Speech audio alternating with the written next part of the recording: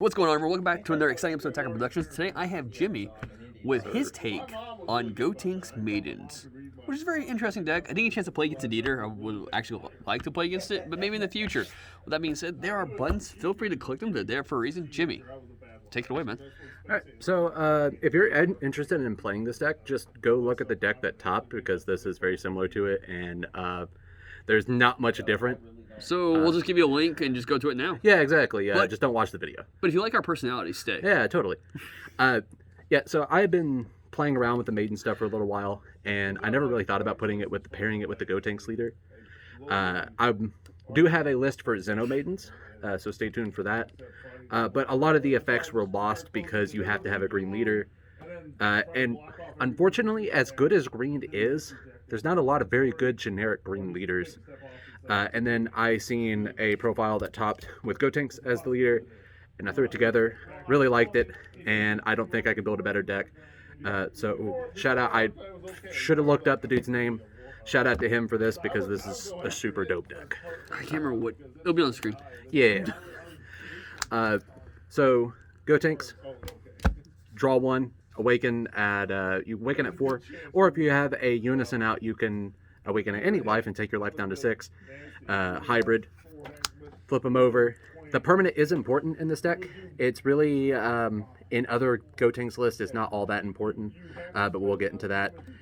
With it being that your opponent's leader card can only attack your leader card, cannot attack battle cards, or well, it can attack unisons, but we'll get into it. Auto, draw one card, and then activate main. Very rarely do I ever do this. You can play 2 ghost tokens, or you can remove a marker off your opponent's unison, which does come up, usually the latter more than the ghost tokens. It's green, you play this card. If you don't have this card, don't play green. This card's broke as shit, and I don't want to hear anybody telling me otherwise. Moving on. It's green, so you're running Frieza. Probably second best counterplay in the game, with Trunks being the first one, since it can hit anything. This has the restriction of it not having barrier and being 7 or less, which most of the cards in the game right now are 7 or less. So if you're not playing this card because of that restriction, just get over it and play this card. It's too good. Super combos. This is not a very combo heavy deck, but there are a few cards that you want to see in your hand. So I went with the quality super combos. I know the list that topped also ran these. I did, in the initial build, run the Android 18 blue-green super combo just to get more hand control in the list, but I found myself not being very consistent. I did try this list out with I think it was the Draft Box 2 green GT Goku, the Quad Strike one, and it was good, but it just kind of felt clunky, and this leader just feels a lot better with the list. And I ended up switching to these super combos due to the GT Goku leader not having the best draws, and really being lackluster on the backside unless your opponent is flooding the board.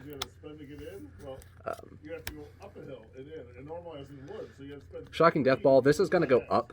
I found myself that even though I was seeing my dormants on a regular basis, that sometimes having a hard negate is just better.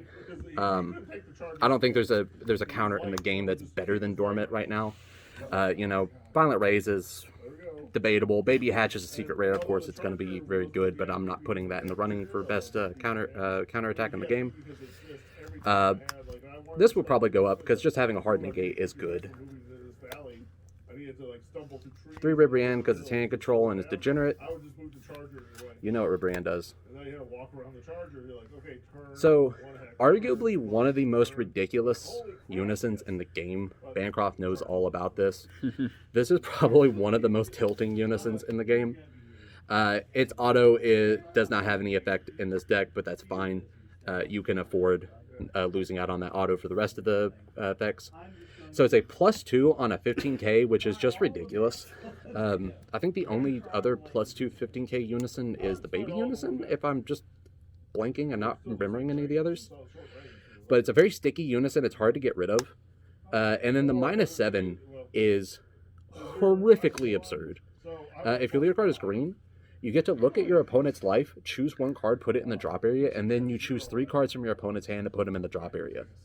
Like, that is just absurd. Like, until you get this played on you, you do not realize how ridiculous this -7 is.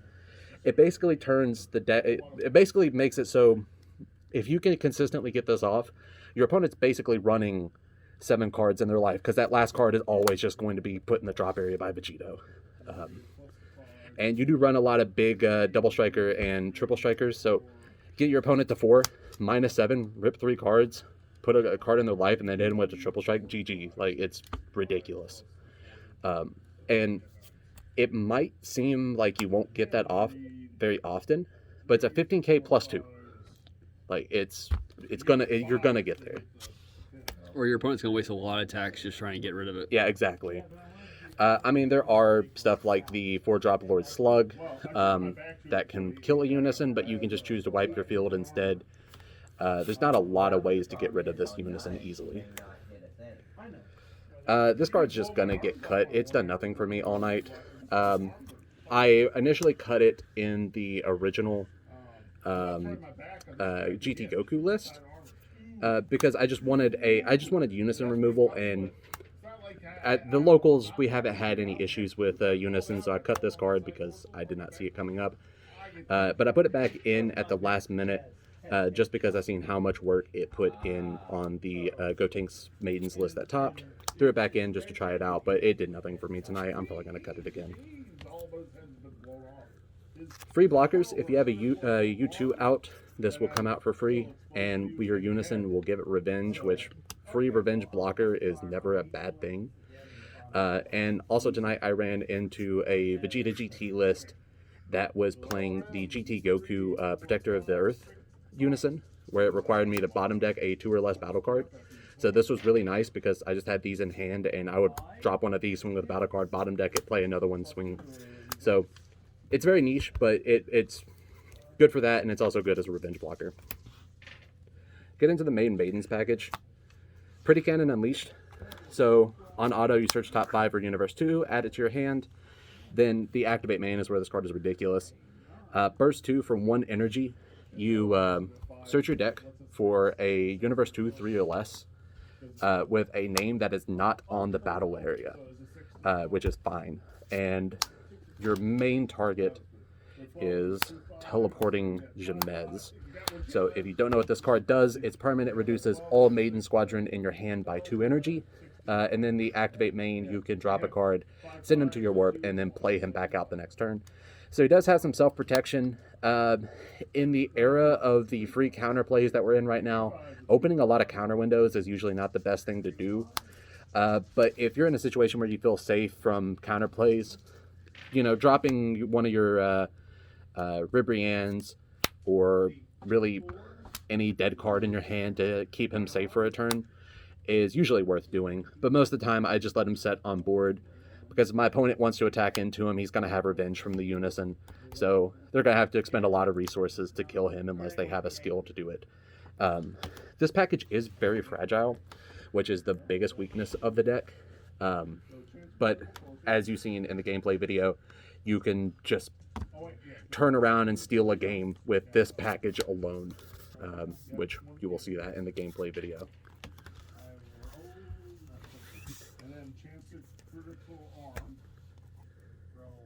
Some more Universe 2 Maiden stuff. This card did nothing, really. I played it in one matchup because I did not see the 1 drop early enough to get any value off of it. Your opponent drops 2, and this card gains triple attack. It has Deflect. It's basically a 2-drop Ribrianne on a stick, and it's a stick that hits multiple times. So I do see the inherent value of it. It just really didn't work out for me a lot tonight. I don't think it was detrimental in the deck, but I'm gonna play it a little bit more. This might be on the chopping block for maybe like EDKs or something like that, or maybe even more Shocking Death Balls, or maybe a Pretty Black Hole, because I really like that card. Bancroft shaking his head. He's like, yeah, it's a good negate. Yeah, it is a good negate. This card is dumb. Like, this card is just ridiculous. I played this back in when this whole set Divine Multiverse dropped. This was Divine Multiverse, right? Am I mistaken? I'm pretty sure it was. Yeah. I could just look at the damn card. I played this in Xenomates, and playing this for 1 energy is really, really fun. But also playing it for 3 is just as fun. Especially when you're able to set on like dormants and stuff like that. It just makes this card ridiculous. So this card just has too many skills for 1 damn battle card, especially when you're playing it for 3 energy. It's a 30k, that's 3 energy with Jamez. Auto, you play a 4-drop green battle card from your hand on play. Then his second auto is you can KO this card, and then your opponent cannot attack with battle cards for the turn. So it's just a floodgate on a stick. And then his second auto is when he is, or his third auto is when he is KO'd or removed by an opponent's skill. You play a 4 or less battle card from your drop area with its skills negated for the turn. So lots of punishment for your opponent. If this card hits the field, your opponent's having a really bad day. And the best target to play off of it is Avatar of Affection. So she's reduced in the hand with Jamez, so she is a 4 or less target to play off of Zerloin. So this is the package you want to see. You want to see Zerloin, you want to put Ribrianne on field using Zerloin. And if you are in a crazy situation, you can, if you have 3 Zerloins in hand, you can just Zerloin, Ribrianne. And now you have a wall of 30Ks. Or you can just play Dark Broly if you want to play 30Ks like that. But Ribrianne, triple striker, while she's in rest mode, if your leader card's green, your opponent can only attack this card, which we'll get back to that in just a moment. Auto, blow up a field, ignoring barrier, really good. And then the same auto when she is removed or KO'd by a skill, KO'd or removed by a skill. You will play a 4-drop card from your drop area with its skills negated. So I mentioned that the permanent was important on the Gotenks leader because it does not allow your opponent's leader cards to attack your battle cards. And she says that your opponent can only attack this card. Since it's a battle card, your opponent's leader card cannot attack when you have this out on field and this is in rest mode. So it's just a really good lock. And if you can put your opponent under dormant, there's no way they're getting over this in 1 turn. If you don't have dormant, you can just KO your Zerloin and make it so your opponent's battle cards cannot attack, and they only have unisons to attack with to try to clear this off the board, or they have to resort to using skills to KO it or get it off the board, which in some colors like yellow is really difficult to do because there's a lack of cards in yellow that can KO battle cards. Blue has the ability to bounce it, but it's just going to come back out next turn. Green and red are really your worst matchups with this. But then again, that's a lot more resources into removing this than resources are going into killing your leader.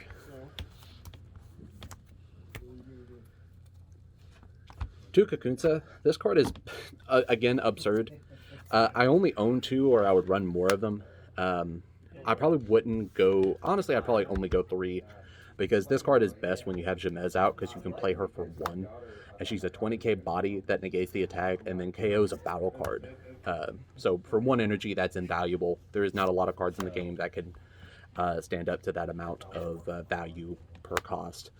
But like I said, if you have Jamez out, she's a 1-drop. If not, she's a 2-drop, which is still valuable. But it's kind of heavy in green, where you don't have a lot of energy manipulation or being able to play a lot of cards for free outside of like Dormant Potential and Charismatic Villain, which those are enigmas in green. I have a myriad of one-ofs, just like every deck that I build. Maiden Devotee. He is just Ribrianne on a stick. He's a 2-drop with Jamez out. Your opponent drops 2 cards when he's played, and then he has the auto if he's KO'd or removed by a skill. You will play a 3-drop green battle card with its skills negated. I just really like this card. I'm a big fan of the Maiden's archetype in general, so that's why I was so excited to try out this deck once I seen it top. You could probably cut this for something else, but I just like the card enough to run it.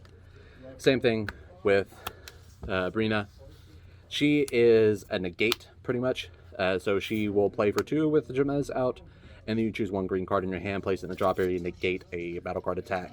and then she has the same auto. You play a 3-drop when she's KO'd or removed by a skill. Probably not the most valuable card. You can probably just go 2 of the Maiden Devotee. I feel like that would be a much better option. Or if you somehow can afford Charismatics and Dormant Potential, but you can't afford Ribrianne's, this is a solid alternative to that card. So these are just cards that I like and threw in the deck because I like them. You don't have to run them. Tapion. So Fluff actually talked up this card more than Zarbon to me. I do think that Zarbon is a much more valuable card when it comes to hand control, and it being a mono green, if you end up having to charge it, it's fine. But Fluff talked this card up. I played it. I ended up really liking it because having that draw is just really, really nice, especially when you're trying to dig for some of your pieces. And then putting a blocker on field. That's a 15k body. And if he sticks until the next turn, you can end up giving him Revenge with your Unison. I don't think the Unison requires a mono green. Bancroft will throw a big disclaimer on here if I'm wrong. I don't know what Bancroft sees, like throwing up gang signs at me. I don't know what the fuck's going on. But just one energy, put him in the drop area. You don't have to pitch anything, and then you can draw a card. Or if you're a lunatic, you can run Sealed Music Box, which will do absolutely nothing in your deck, but it'd be really funny if you did. So please, somebody do that. Jake's favorite card. That's a good one. Dual Attack Bardock. It's one of the best overwhelms in the game. Again, if you do not have this card, you can just run SS4 Man on a Mission. I think they're kind of equivalent cards, to be completely honest. With SS4 being a double strike crit, it's very good in the earlier parts of the game to get your opponent down, where this is more valuable when your opponent's at the 1 or 2 life range, especially when you wipe their hand down with your Ribriannes. You can just drop this, and this becomes a really big wall to get over. And then finally, again, another secret rare that Fluff talked me into, Majin Buu. This card, I feel like this card is kind of overlooked, to be completely honest. Supreme Kai is another great secret rare. Maiden's Lineage, or it's not Maiden's Lineage, Heroine's Lineage, is also a fantastic option. I think it's a much cheaper option than this card, if I'm not mistaken. Then again, I don't really think you need a secret rare for this list.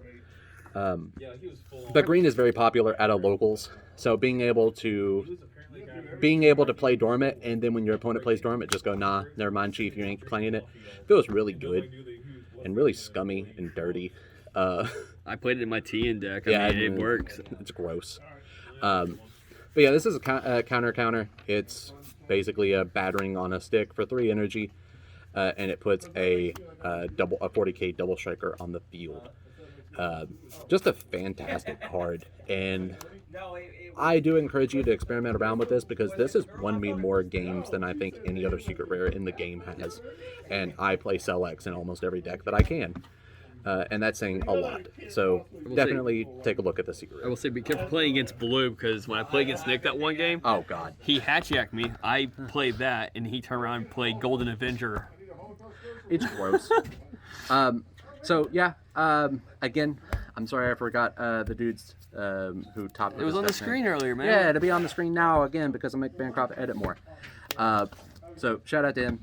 Go check out his list. This is just a small rendition that Bancroft wanted to get because it was on camera and we know people are going to ask about it. The best way I can describe playing this deck, me and Jake were talking about it earlier. Playing this deck feels really grimy, but the type of grime of like a Chuck E. Cheese bathroom.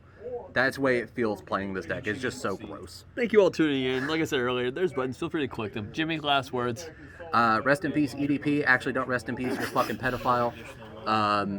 But shit, I used to quote that motherfucker so much now.